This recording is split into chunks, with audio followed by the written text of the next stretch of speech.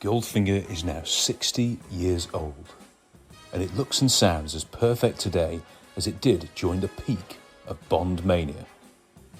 The third Bond film, and by now, Sean Connery was a major movie star who had made the role his own. Everyone wanted to be James Bond or be with him, and the audience were treated to a classic caper, often cited as the most iconic of all the Bond films. It's just as popular today and set the template for all of the films that have followed. It built on the success of Dr. No and From Russia with Love, but adding layers to the formula that we all love. There was the return of the mysterious megalomaniac villain in the title role, with Gert Fröber putting in a winning performance. His plan to infiltrate Fort Knox gave us one of Ken Adams' finest sets, and his henchman Oddjob had an instantly recognisable look and killing method. John Barry was in his element, not only composing the classy score, but giving us one of the most famous Bond songs, with Shirley Bassey becoming his go-to diva to deliver a knockout vocal. Q was now a big character, with his gadgets becoming an integral part in assisting 007 along the way. He gave him a variety of them, many put to use as part of the coolest car of the lot, the majestic Aston Martin DB5. Honor Blackman portrayed the strong and sexy Pussy Galore, whose character was far more than just a suggestive name. Another of the Bond girls, Jill Masterson, became part of cinema folklore when covered in gold. These are just some of the many parts that created an instant classic, and we want to celebrate why it works so well. We gathered to discuss why we love the film so much, and it was great to have so many of you Bond fans contribute with your thoughts. Watching it, I suppose, was on television. I would say, because I didn't start collecting the videos until 87, the 25th anniversary. And I started with Thunderball. So I would imagine it was on television probably in or around the 80s, early 80s. And I wouldn't be at all surprised if they probably started showing a season of them. Saturday evenings, ITV, Central Television, as it was back then, or it still is, that sort of thing. So that would have been my first experience of it. And I dare say that there may have been a pullout or something in the TV Times or something of that nature to commemorate its big Saturday night viewing. I think it was first shown on television, and probably thousands of people will be shouting at me now, but I imagine it was probably mid 70s. I think From Russia with Love was 76, got its first screening on British television, so I imagine it was probably 78, maybe, first time round. So I imagine this was probably a third viewing I got a chance to see. Did they have a few runs at the cinema though? You know, they would have done, because they'd have had a couple of double features, probably. Yeah. So there was once the first run had gone, and then they would find a way of being able to do a double bill. From Russia with Love and Goldfinger, and James Bond is back, and all that sort of stuff. They'd have run that as well, so they'd have done a bunch of those. But the television stuff, it's very different. I think it's much different now. The timing wise between it being at the cinema and it coming onto the TV. But back then there was probably a good 10 years, I would have thought, between first film run and it turning up on the TV on the small box. Well, No Time to Die wasn't massive event, was it, when it was on TV? And it was New Year's Day, wasn't it? Was it New Year's Day last year? Yeah, it was New Year's Eve? Yes, it was. Yeah. New Year's Day. I recorded it. I still haven't actually watched it. Well, New Year's Eve into New Year's Day, probably. Yes. Happy 2024. Yeah. Great fireworks at the end. Yeah, absolutely. Yeah. Very good. But yes, Goldfinger, right. So, Steve, when did you first see it? Probably the same as John. I mean, I probably just caught it on ITV. Whenever there was a Bond film on as a kid, I would tend to, if I knew it was going to be on, I would tend to watch it. We didn't have luxuries like the TV Times in our house. It was just potluck. You put the telly on and something was on it. And if you wanted to watch it, you stuck with it. As I've said before, as a kid, if it was a Connery Bond film, I used to be a bit disappointed. Not watching it, I wasn't disappointed. I used to just think, it's not as fun as the ones with that other guy, Roger, in them. So I probably would have seen it and been a bit like, oh, it's one of these. It's not as spectacular and he's not as fun and whatever. But I probably would have still watched it because I did love them all. I always, as I've said before, I thought Connery and Roger Moore were Bond at the same time. I thought they were just making films side by side. Probably confused a bit by the whole Never Say Never Again thing, perhaps knowing that was at the cinema and then seeing both those actors playing Bond on ITV, every other week or whatever. I didn't know the fact that one would replace the other effectively. So I would have seen it on ITV, and it's not a vivid memory of that being the Bond. I tend to remember the Roger Moore ones more. They had more of an impression on me in the young years. But I've grown to absolutely love the Connery ones as I've got a little older. I watched the ones on the first one I ever saw on the Wednesday night was Live and Let Die, and then I saw a lot of the Roger Moore ones, and then I decided from that I was going to start buying the videos because they were on Woolworths, 2 for 1. Yeah. And it was a few days before Christmas. I'd never forget. I started buying them because Mum said, "I bought you, or you can't buy The Spy Who Loved Me and The Man with the Golden Gun," and she'd already bought them for Christmas. So she said, "So go and buy couple of us." And I vividly remember my dad, who never really mentions anything about this stuff, said, "Oh, you need to get Goldfinger." So the first ever Bond videos I bought were Goldfinger and Tomorrow Never Dies. And I remember watching, and I only bought Tomorrow Never Dies because I just turned 12 and I thought it was well hard that I could buy a 12 video. And and I remember vividly watching Goldfinger for the first time, maybe Christmas Eve or the day before Christmas of 1998 or 99, something like that. Wow. And it was just great. Ingrained in my memory since. We watched it, didn't we, together at the Prince Charles? My first experience of it would have been, cripes, late 80s on TV around Christmas time, because I remember going to a family house up in Norfolk and we would stay with them for Christmas. So we'd driven all the way from London to Norfolk. So it's a 4-hour drive. We get there and it's late and it's dark and everyone gets into the house, and on the TV in the background is Goldfinger playing, but it's the end of it. So you're just getting to see the fight with Oddjob and then the jet and jumping out and, oh, this is no time to be rescued, and the music. And I was just like, what have I just missed? This is amazing. And then sort of years go by, and I honestly, I cannot remember the first time watching all of it, but I do vividly remember, I think it was the 40th anniversary? Maybe they had it on in the cinema, like randomly. They just put it on in a local cinema, and I watched it there. Oh. And it was so vivid, just seeing it so big and so bright.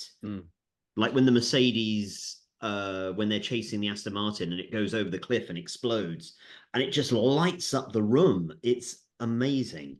So yeah, my first watch is just that end clip, but just being wowed by it.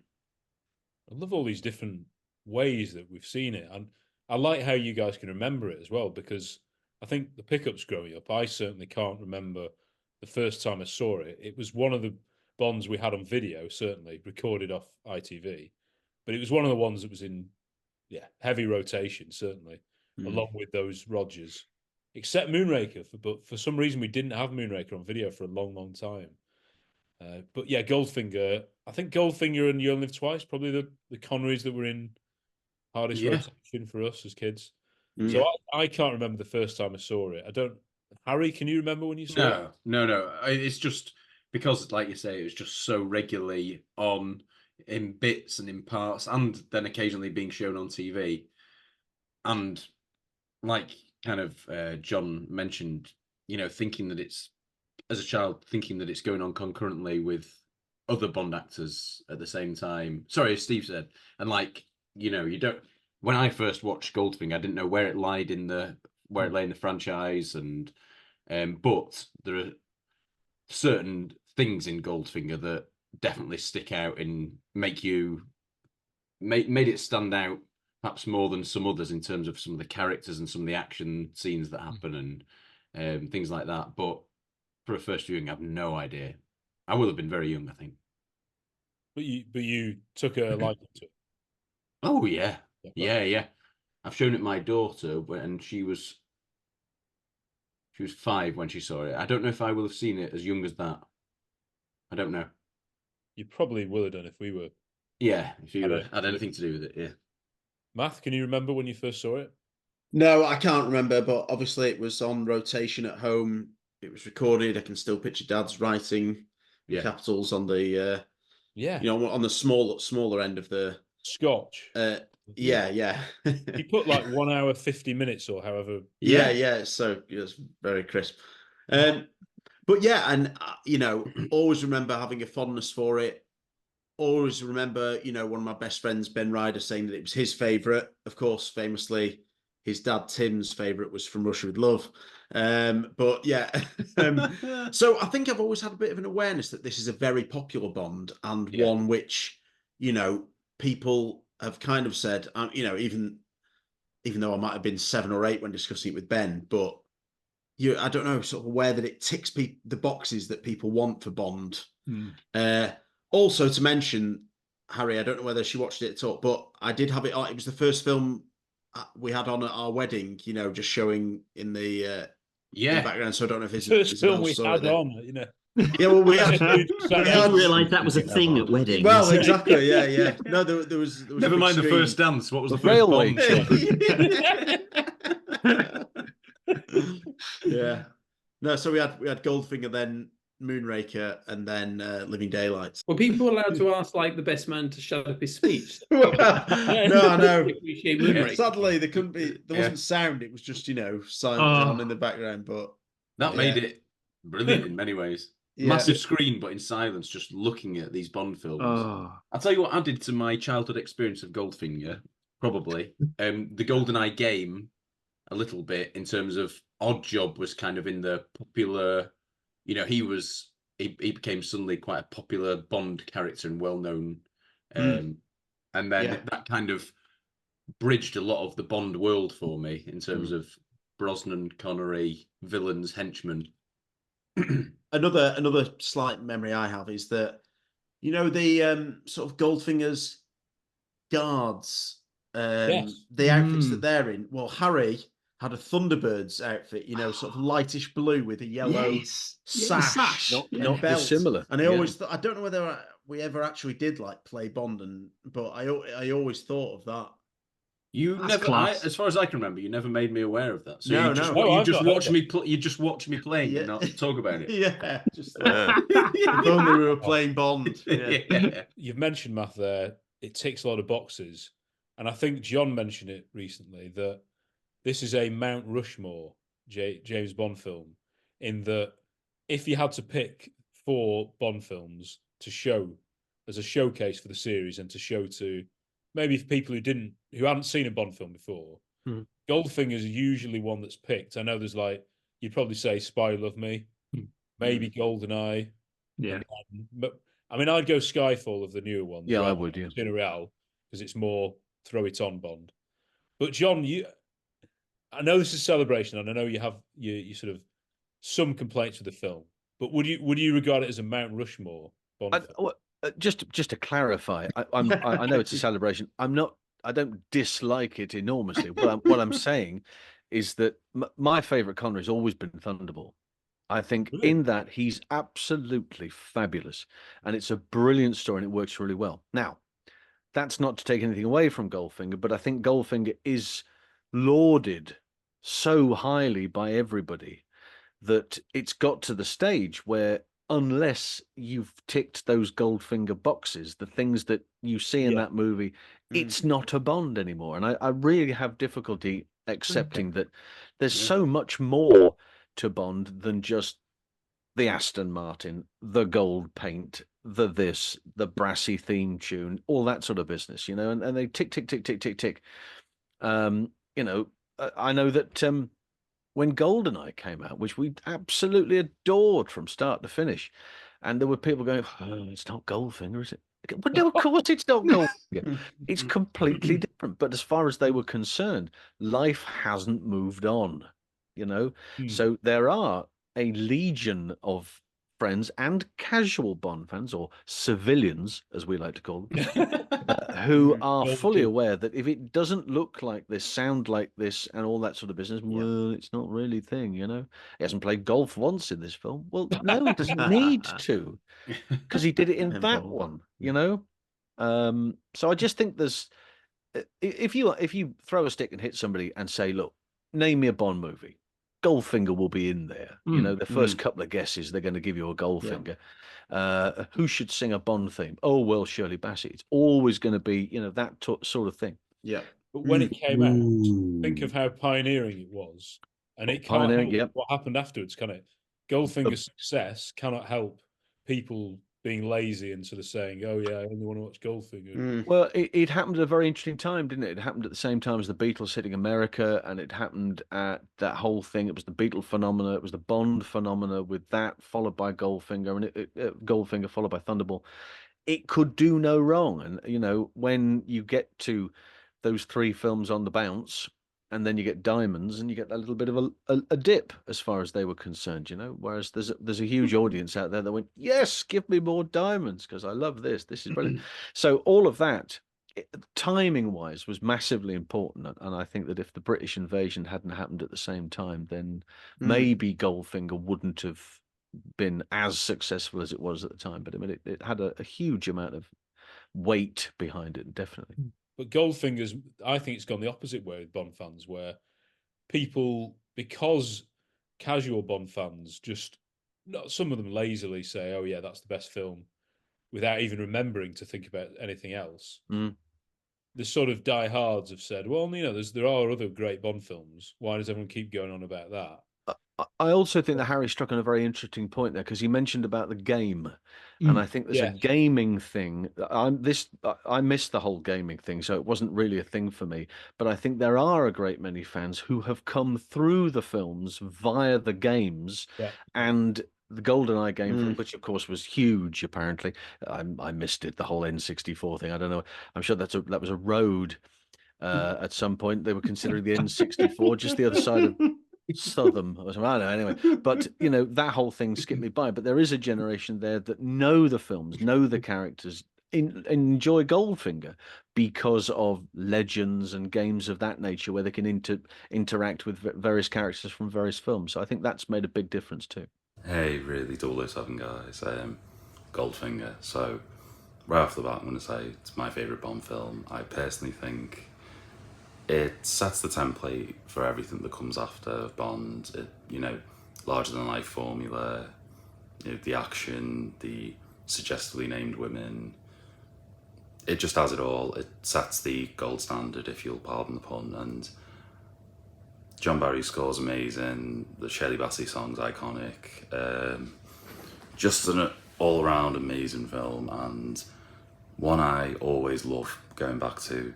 Everything's just class act, and it's amazing to celebrate its anniversary, and thank you for letting me be a part of it. Goldfinger just had the lot. I mean, you know, what can you say about it? It's one of the most iconic ones. Firstly, I do love the villain. The villain himself, Goldfinger's great. I think he's great because he has a kind of very smooth talking, confident. Love the scene where he's talking with the gangsters, you know, he's luring them into the plan, talking over the plan. And also I think the glamour of it, even, you know, at the beginning, the Miami Beach scene. I mean, it really is kind of highlights the style of the time and, you know, the jet setting, obviously lifestyle. John Barry's score really kind of emphasizes that. And throughout the whole film, I think he really kind of, you know, gets that kind of glamorous tone. Obviously, you know, he does a great job at weaving the song into the title track, the theme tune of the film. On a Black Woman's Pussy Galore is one of the most, you know, infamous kind of landmark Bond girls of all time. I mean, you know, she's really one of the ringleaders of the film. Got her flying circus, and the fact that she's, you know, plays a crucial role in being a pilot and kind of, you know, luring Bond along the way and stopping him. She's a really headstrong Bond girl. The iconic scene in the film where, you know, the Shirleyton painted gold on the bed. I mean, it's so well done and eerie, and the way he, Connery's actually plays that scene so well, where he comes in and he just looks so shocked, and it cuts to this shot of this woman painted gold, and it's this loud music. Always found that really chilling. And of course, the laser beam scene. I mean, it's so legendary. The way that the tension again, Barry's score, the tension in it really builds up and builds up and builds up. Happy 60th birthday, Goldfinger. So many other Bond films owe so much to this film. The film starts with him setting up that bomb in that building. And then he goes to that bar or wherever it is. Goldfinger. In the white dinner jacket. Oh, yeah. And is he standing there when it explodes in the back? Yeah. Now the look on his face.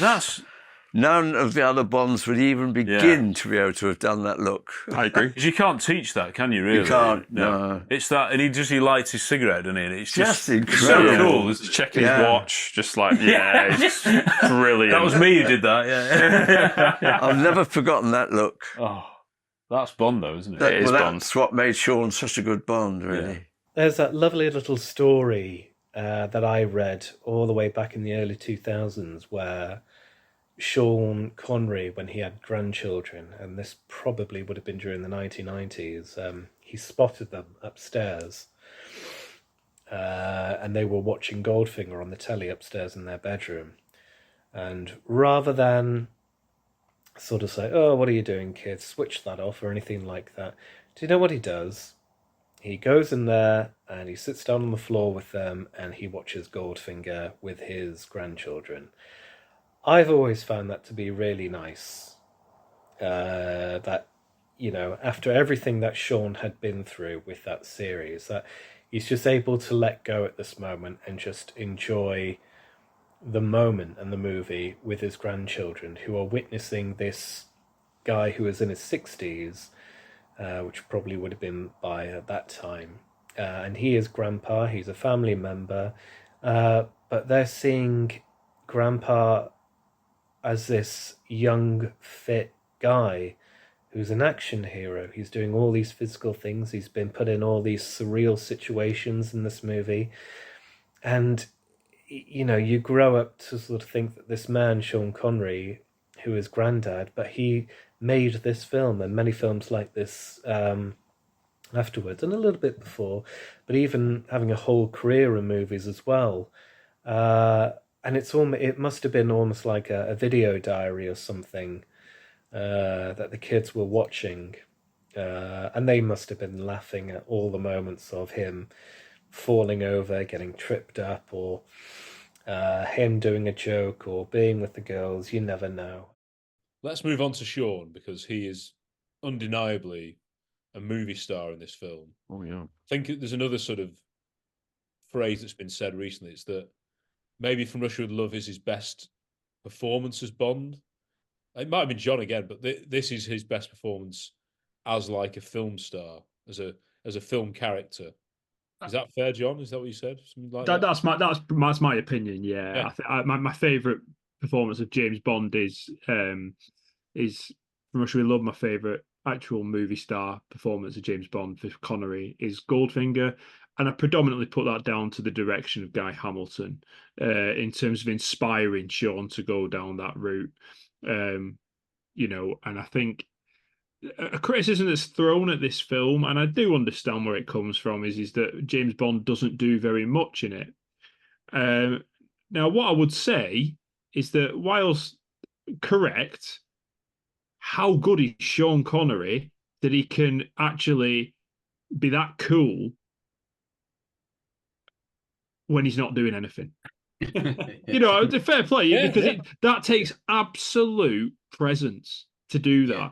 For a man to be in a prison or to be tied to a bomb and not actually do very many James Bond things in the second half of a film, and yet everyone come away going, how cool is this guy?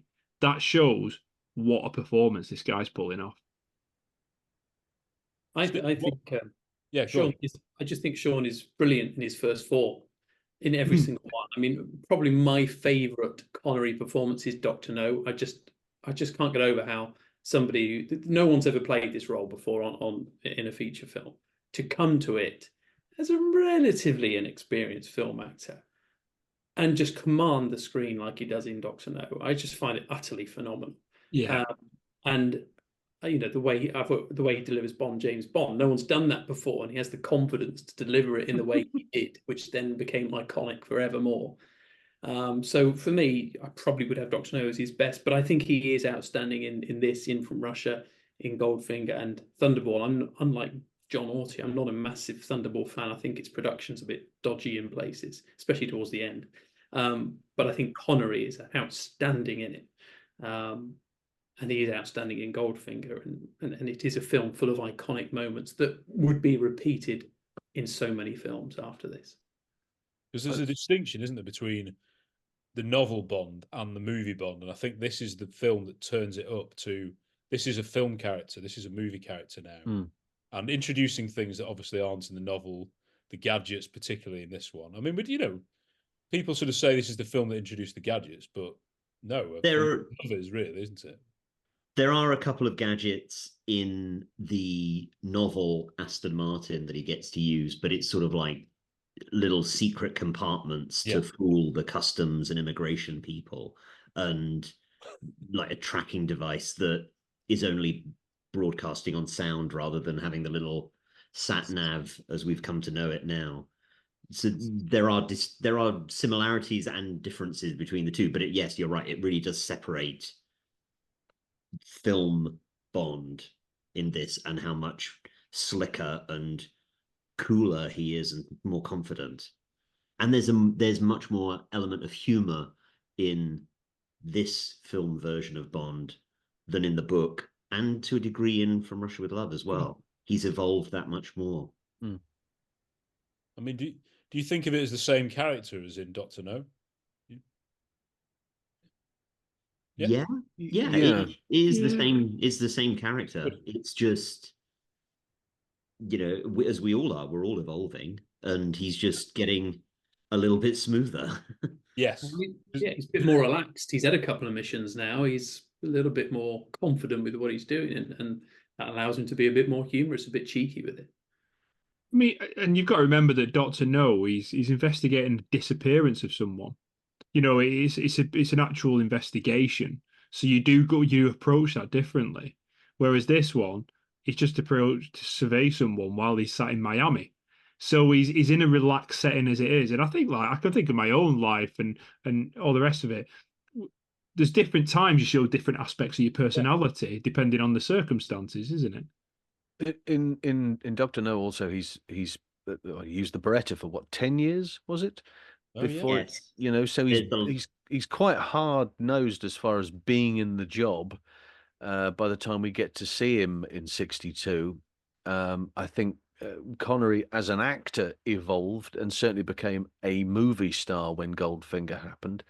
On the strength of Goldfinger, he was sent a script for Marnie by Hitchcock and demanded to read it before saying yes or no, which had never been done. Nobody ever read a script from Hitchcock. You were sent a Hitchcock script and did the movie. That's how things work, because Hitchcock wants you to be in it. And he made it very clear, no, I'm going to read it first. If I don't like it, I'll send it back, which nobody had ever done before. So his status went up, certainly. And he certainly became a much more powerful individual as an actor after Goldfinger. That certainly changed him worldwide. Was Marnie the same year? I think it might have been. Yes, it was, wasn't it? 64? Yes, it would be 64, yeah. It's an interesting late film. on. It's very, very Hitchcockian, obviously. And I do think he fits well into that world, but it's a completely different performance and character to sure. He doesn't look much different. I mean, you look at him in Marnie and you look at him in Goldfinger, and he could be the same man, only what's going on in here is very different. He's got a different set of circumstances, but undoubtedly the same man, but playing it very differently. Harry, his appearance, brown hair, most brown. Yeah, it's the brownest and floppiest his hair is. Yeah, would you say? But I think if we were talking about his, rating Connery's performance, I think by Thunderball he looks his best. Yeah, that's my favorite look of Connery as Bond. But in this, he Actually, do you know what? From Russia with Love, though, my word, he's looking sharp in that, isn't he? Not this, though. I think no, I just think this is well, it's also kind of Is it the outfit? He's in more brown not corduroy, but maybe some tweedy things. Corduroy. Now, there's a look that Connery could have carried off. Yeah, but yeah, like when he's in the Alps, that kind of outfit. He's in. Yeah. I think he looks absolutely brilliant. He looks absolutely magnificent, no doubt about it. Yeah, I wouldn't have questioned his appearance. Was it even Sean's hair? I know he. Yeah, when did he start? Early hairpiece thing, didn't he? From sort of from Russia with Love onwards, I think. It was just the front piece, I believe, that was. Oh, I see. Right. The brown bit. Tache. The dome. The quiff. Lovely. I do like how each performance is slightly different from Sean. Each hair is slightly different. Yeah. He does seem... Craig. All his I agree. Yeah. That's good. In each film, yeah. Rogers, yeah. Rogers' hair in Octopus is so. In Octopus, it's nearly in a ponytail. Yeah. Gone full circle, isn't it? He's certainly, I think, the most relaxed. I mean, it's a massive difference in that sense from Russia with Love. Yeah. Obviously, he's very composed in Dr. No and Russia with Love. He doesn't seem nervous at all. But here, even when he's under threat, like John says, he just seems so cool about it. And you think, like watching it at the cinema, Chris, you just think this guy's. It's so basic to say it now, but this is like the ultimate aspirational hero on screen. Yeah. There is that thing that he is so confident and he's young and handsome. And I can't remember how old he was when he filmed this, but it is just that point of youth and vigor and vitality and luck and swagger. And you just, there's that aspirational thing of, could I, I wish I could be like that and have all of that world around me and to come out on top having gone through such an adventure. And it's just, it's intoxicating. Of course you'd want to be like that. He would have been 33 probably when he filmed it. Born in 30, so. Yeah. And the other thing, like John's mentioned, that he's not a massively successful agent in this film, and yet he still manages to have this presence, and everyone comes out of the cinema thinking he's cool. And at the same time, we're talking about how confident and his swagger and how he takes all these things in his stride in the film. And amazingly, it never makes you feel that the stakes are reduced or he's not in peril or anything like that, which is another layer to it, because he's got a laser going up his jaffers. Yeah. He is under pressure in many ways, and you can sense it. But at the same time, he always looks like he's got something up his sleeve, and he's in danger, but still cool, and you feel the danger so that you can appreciate the cool kind of. When he's strapped out onto this platform, and they're going to bring the beam down. Oh yeah. I do have a new toy, but considerably more practical. You are looking at an industrial laser, which emits an extraordinary light not to be found in nature. It can project a spot on the moon, or at closer range, cut through solid metal. I will show you. I started the beam with a shot, firework going off. And then I wanted a sound for that beam, and I could hear it in my mind. But library said, no, I've got nothing like that. So anyway, I called these people. The guy came down, he looked at it, and he went away. And a week later, exactly the right sound came back. Peter was a bit nervous about it. He thought it was probably a little bit strong on the ears. But everybody else said, no, that's a fantastic sound. Oh, wow. Whether it's still in the film, I'm not sure. But I think the last time I saw I wasn't too sure. Right, okay. Oh, no, it was a whip crack. A whip crack set it off, and then you had this steely sound.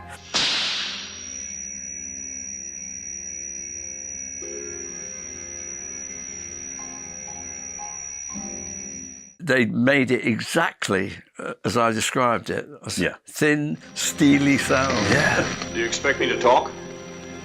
No, Mr. Bond, I expect you to die. That's a perfect mix of music and sound effects. 2 words you may have overheard. which cannot possibly have any significance to you or anyone in your organization. Can you afford to take that chance?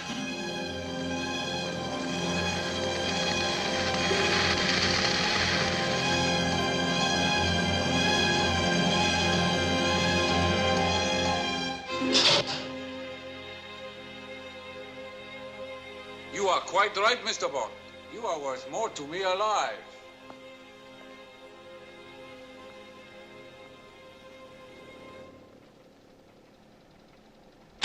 He is really under pressure then. I think that's quality acting. It really is. To convey that real stress, but I've got to pull something out of nowhere here to save my life. Because the Goldfinger looks so casual and... Yeah, can't get through to him. Yeah. No, it's real. Like when he's just sort of talking rude. Oh, it's like, oh, dear me. Listen. And the possibility that he might know something about Operation Grand Slam is just, can you afford to take that chance, he said. Yeah. Yeah. And then there's a little conflab, and then he gets shot with the thing, So it's, that's the underrated bit. It's while he's waiting to be discovered or not. Is like, can we? No, let's keep him alive. Mm-hmm. Although the fact that Goldfinger thought, you know what, I'm going to put him under this laser, and I will cut him in half with this laser. Yeah. To kill him. Who's going to tidy this up? It's also going to ruin that plate of gold that he's. Can you imagine the cleaners coming in? Oh, doing it with floorboards as well. Is it going into the? Probably. But to be fair, he painted a woman gold and there wasn't a drop on the floor. Spot on the moon. Yeah. No, Harry, that was in Quantum of Solace where he paints a woman.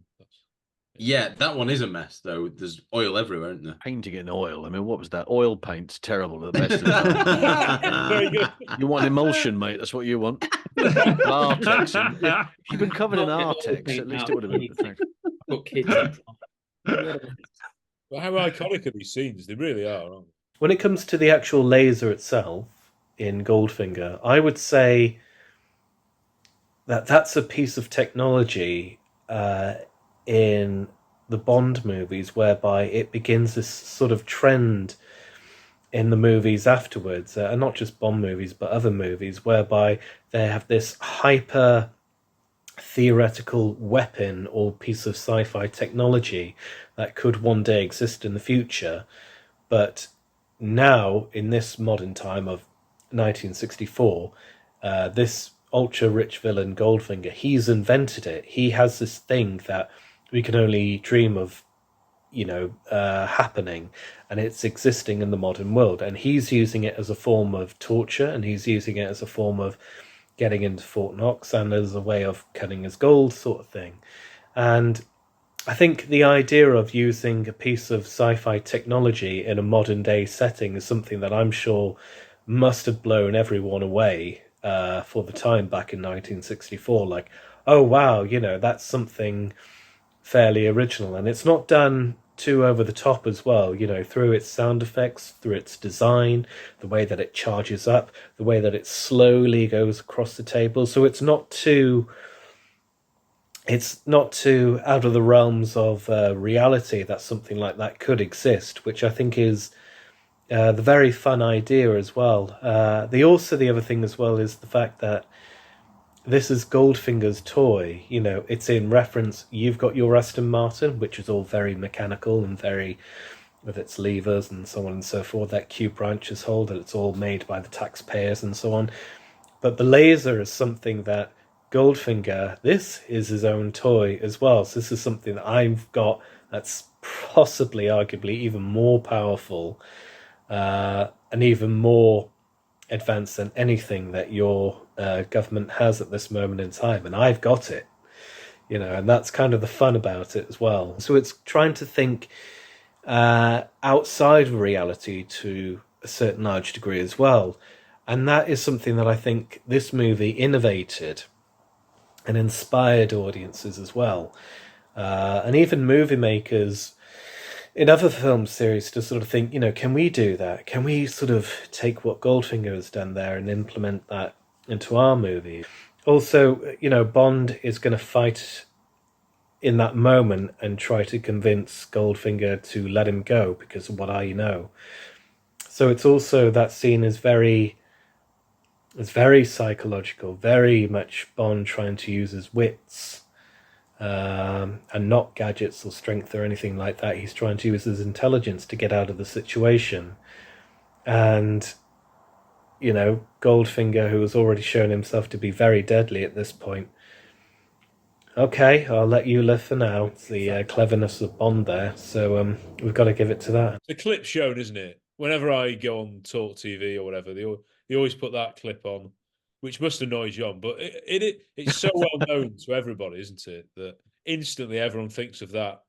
No, Mr. Bond, I expect you to die. Yeah. One of the most famous lines in movies history, really. Well, so many, and you know, I don't want to cover everything, but how many different parts of this and outfits and stuff are so iconic. It is like kind of what, you know, what John's saying. Like, think of the white tux with the red rose. Like, yeah, that's just so iconic.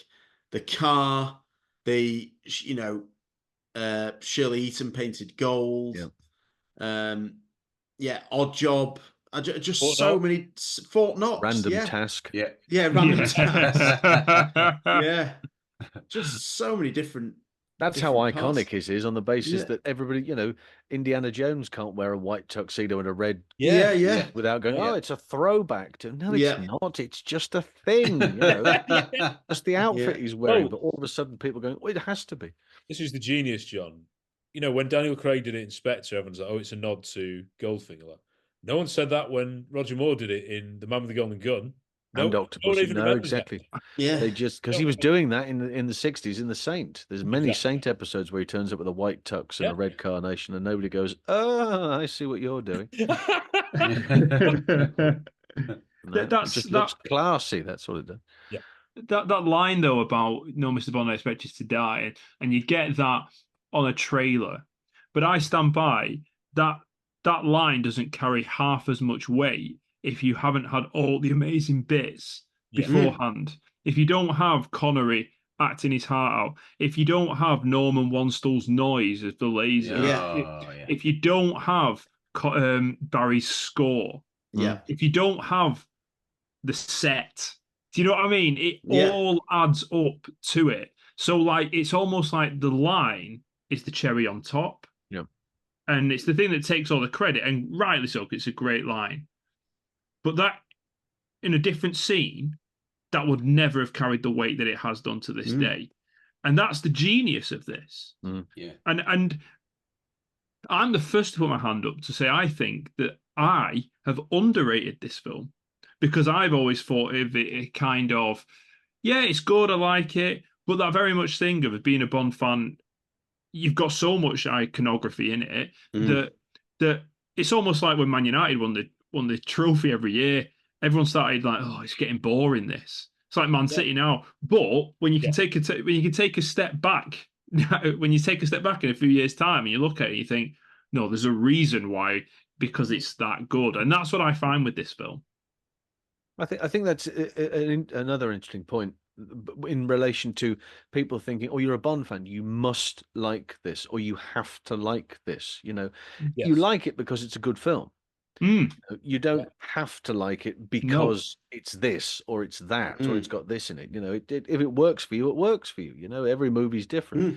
But I knew there'd be a football analogy in there which would work. Man U and winning the thing. Yeah, I see that. I understand that completely. Yeah. You know, if you like Man U, you clearly like prawn sandwiches. That whole thing that's carried on to another generation. I understand it. We did touch upon as well the painted gold scene. I mean, that again, if you take it out of context, who knows what that's about? It doesn't really make sense, does it? No. As an iconic image, people must be like, oh wow, that looks amazing, but it's actually pretty. It's like a horror scene. It's really effectively scary.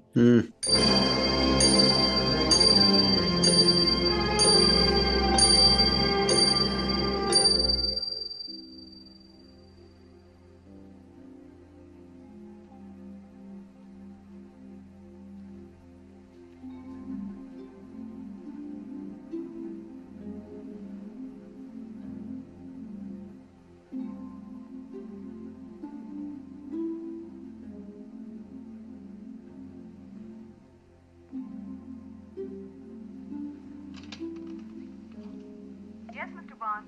Beach 79432. Room 119.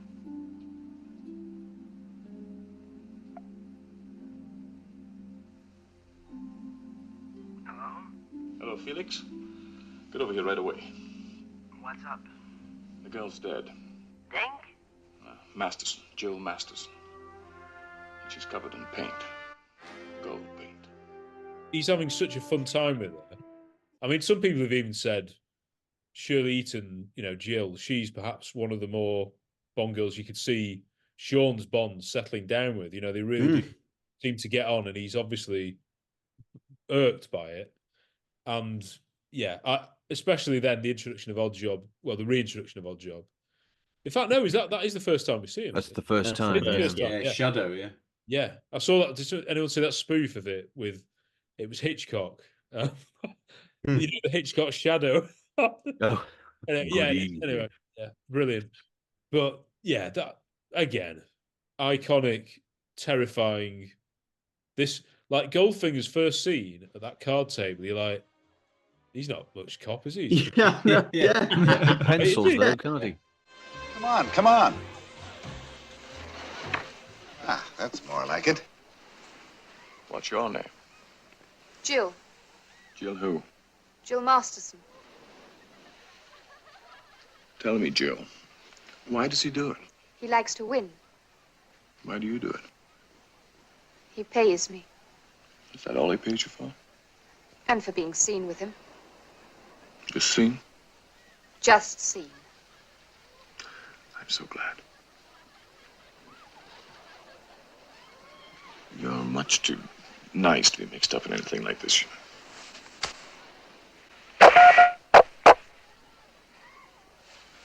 Now hear this, Goldfinger. Your luck has just changed. I doubt very much if the Miami Beach police would take kindly to what you're doing. Nod your head if you agree. Nod. Good. Now start losing, Goldfinger. Shall we say, $10,000? No, let's be generous. Let's make it 15,000.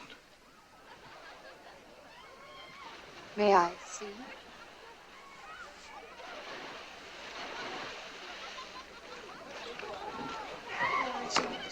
Well, I can see this is really my day. Jen. I think it's partly since the Joker in the Dark Knight, but most villains have to be, it varies, but a lot of them now have to be these sort of people who are just intent on evil and causing chaos and everything. But then, so many of the Bond villains are not like that. They're in it for their own ends. They've got their own motives that aren't to be, that aren't just pure evil. It's to get rich or to have power over stuff and everything. And Goldfinger, he's first introduced. I mean, his outfit's hardly intimidating, is it? He gets Terry Towling's not very inviting, is he? He gets bested pretty easily in something that's fairly low stakes. But then, interestingly, and it's good storytelling. It's a good. So from that sort of relatively low key, almost not too threatening, you get her being killed in such a revenge. Yeah. So you think, well, hang on, this is serious. Yeah. But it's just that thing of the way that it's done is quite macabre. She's not just been shot or just been strangled or whatever. She's been covered in gold paint. And the fact that it's gold, he's leaving this message. It's leaving a message. Calling card. Yeah, it's a calling card. Yeah. I have done this. She has betrayed me, and this is what happens to people that betray me. When he's had his golf match, and he says, twice our paths have crossed, let's leave it at that. And it's very much this is it. Don't push things further. Obviously, Oddjob's told him out the back while they've been getting changed, he was the guy from Miami. Aha. Yeah. Would have been a very different scene indeed if Oddjob had have come in and completely covered her from head to foot in Cupernol. He'd have rung Felix and said, "Just come round and have a sniff here, would you? It's absolutely magnificent." If he'd done Tarmac, it would have been the same thing. There were people queuing up at the door going, "Oh man, that's so fresh." Anyway, yeah. I think She's I've covered mentioned in it before, but I think as a child, I misunderstood her death. And it's funny to think that I'd understood it that she'd been painted to death. Yeah. I know, yeah. Which Well, is just unfathomable. What? Yeah. Asphyxiated though. Yeah. Painted And I to don't know, death. like, and and you're then dry and you can't move or something. It took me Oh. years to realise that she's been killed, and then just the painting that's just a sign. But it was Isn't there this whole thing that if you pause, can't breathe because they're covered in paint and everything's covered in paint, you die. Yeah, it actually doesn't work like that. It's not. No. It's Right. debunked. You come at me with your science. Thanks, Steve. Thanks for sticking up for me. Science of Goldfinger. Sorry to say, it doesn't actually work like that. But How many girls have you painted? well, I'd need my lawyer present before I answer. My memories of my first time that I saw Goldfinger was, I think I've told most of you, I saw it as part of a double bill, and I'm pretty sure it was the year 75 when they started showing the Bond films in the August, and I saw Goldfinger as part of Dr. No and Goldfinger. Saw Dr. No first, but the difference between Dr. No and Goldfinger absolutely blew me out the water. As a 15-year-old, it was much more polished. I loved the gadgets, absolutely knocked out by the car. Connery's performance had greatly improved. I liked the baddie. I always thought Goldfinger's demise looked a bit ropey, even then, being sucked out of the jet without an awful lot to compare to. It still looked a bit strange. The girls, I loved Shirley Eaton and Tilly Masterson, and I was quite upset when both of them got killed in different ways. As I say, the gadgets, the car absolutely knocked me out. I was amazed by the DB5. I thought he was a very good villain, and I liked the idea of going into Fort Knox as well. I can always remember as well my thoughts of when the car was crushed, that you never saw any blood coming out of the cube of metal.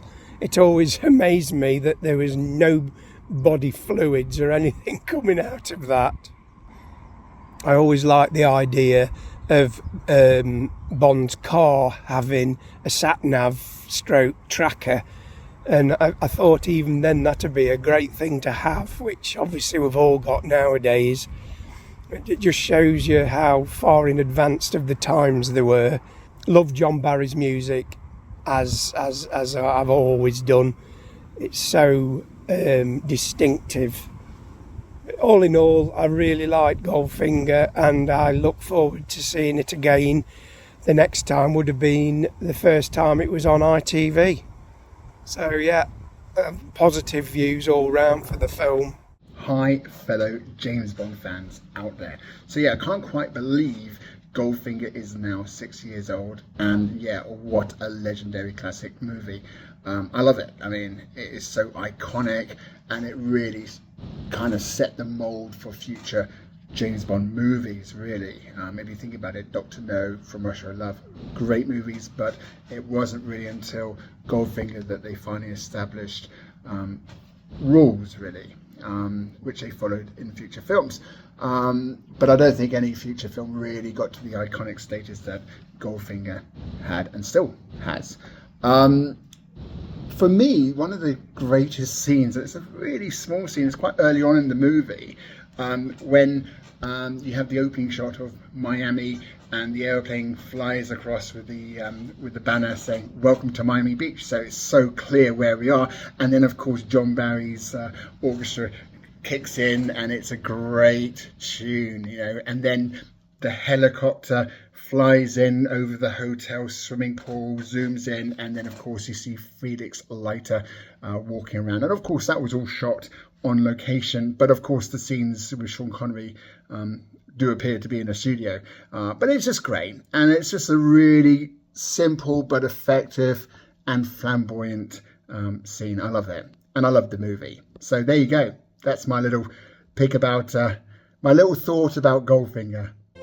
That's all for part 1 of our Goldfinger 60th anniversary celebration, but stay tuned for part 2.